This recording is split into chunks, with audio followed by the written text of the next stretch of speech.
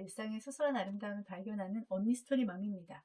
오늘은 제가 굉장히 도움을 많이 받았고 실제로 치료 과정에서도 적용했고 이 교수님께 제가 직접 배웠었어요. 진짜 막내 어렸을 때 굉장히 열심히 먼 데까지 가가지고 이것들을 다 배우고 그리고 아이에게도 적용했고 치료 아동들에게도 굉장히 도움을 많이 줬던 3세에서 7세 사이인데 교수님께서는 초등학교 1, 2학년까지는 굉장히 도움이 많이 될 거라고 하셔서 가르치지 말고 반응하라는 이 책, 김정미 교수님이 쓰신 책인데요. 정말 너무너무 좋아요. 철학적으로 생각을 하게 되고요. 그리고 또 인생을 배우게 되는 것 같아요. 이 치료법을 통해서. 그리고 아이를 위해서 이것을 배웠다면 제가 많이 바뀌더라고요. 그리고 아이를 정말 한 인간으로 존중하면서 바라보는 그 가치관이 더 이렇게 좀 풍부해지고 더 깊어진 그런 계기가 됐었는데요. 여기서는 중요하게 생각하는 게 아이의 시선을 따라가며 즉각적으로 반응하는 걸 굉장히 중요하게 생각해요. 그러니까 우리들은 아무래도 아이들이 자꾸 가르치려고 하고 아이들의 부족한 부분들이 엄마들을 먼저 눈에 띄잖아요. 그래서 뭔가 알려주고 싶고 근데 그런 걸 하지 말고 아이가 충분히 스스로 할 수 있도록 기회를 주고 기다려주고 또 아이가 어떤 것들을 반응했을 때 엄마가 그것에 대해서 즉각적으로 반응을 보이고 또 격려해주고 그런 이야기가 나오거든요. 아이들은 이제 뭘 만들고 나서도 항상 엄마한테 뭔가 보여주고 싶어 하고 그걸 말로 엄마 이거 봐요 라고 할 수도 있지만 그냥 이렇게 막 만들다가 엄마를 이렇게 쳐다보면서 씩 웃을 수도 있고 그리고 이렇게 쓱 기대하는 눈빛으로 얼굴을 쳐다볼 수가 있거든요. 그때 엄마가 놓치지 말고 어머 어머 이거 뭐야? 그러니까 그런 감탄하는 말들 있잖아요. 그리고 감탄하는 말들 아니더라도 가서 이렇게 지켜보는 거죠. 표정에서 나오고 그리고 와 진짜 너 대단하다 이거 어떻게 한 거야? 그렇게 이제 물어볼 수도 있는 그런 것들을 강조해요. 그럼 아이는 굉장히 그 자체로 그 과정 중에 굉장히 만족감을 느끼고 그리고 지지를 받잖아요. 다른 것들을 자꾸 하고 싶어하는 그런 마음들이 더 커질 수 있다는 이야기가 나고요. 그리고 아이하고 상호작용 그러니까 엄마가 일방적으로 하지 않고 아이가 먼저 할 수 있게 기다려주고 그 다음에 엄마가 반응을 해주는 방식을 강조해요. 자발적인 시작을 굉장히 강조하는데요. 엄마가 먼저 시작하셔요. 장난감이고 뭐고 아이가 먼저 고르고 아이가 원하는 방식으로 노는 것들을 굉장히 강조해요.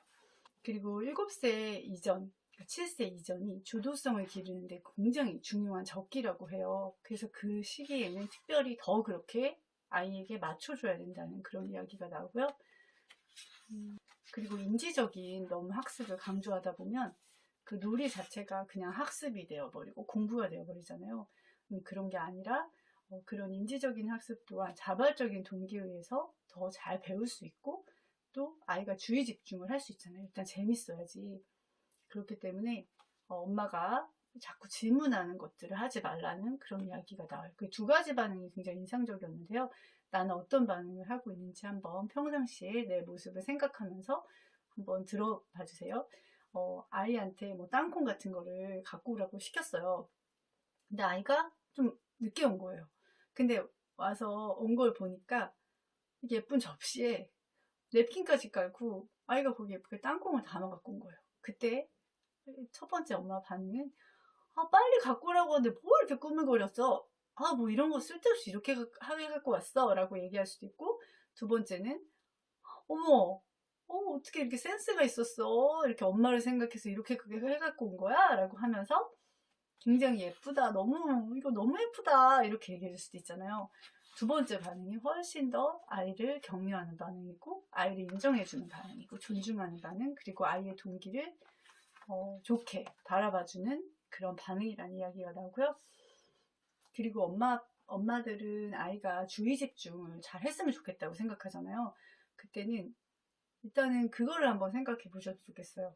엄마가 선택하진 않았는지 그리고 아이가 뭔가를 하고 있는데 엄마가 그거 아니야 그거 그렇게 하는 거 아니야 라고 한다든지 아니면 이거 이제 그만 갖고 놀고 다른 거 해보자 이렇게 자꾸 전환시킨다든지 그러고 있지는 않는지 아이가 뭔가에 몰입할 때 충분히 그것을 할 수 있도록 그렇게 기다려주지 않았던 것들이 주의 집중을 굉장히 방해했을 수 있다라는 이야기가 나오고요.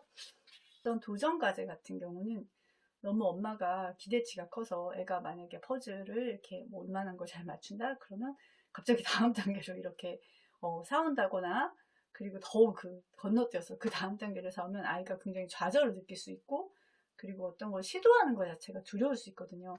그래서 이렇게 잘 맞춘다면 다른 비슷한 거 있잖아요. 그런 것들로 조금 헷갈리는데 또 그 피스는 똑같은 거, 그런 걸로 몇 개 더 해보고 나서 바로 이제 그 다음 단계로 가야지, 너무 이렇게 갑자기 건너뛴다거나, 그리고 아이가 잘하니까 엄마 욕심에 막 다른 것들을 더 들이대거나 이렇게 됐을 때는 아이가 조금 잘 안 되거나 좌절되는 그 순간은 어린아이에게는 좀 쉽지 않은 시간이거든요.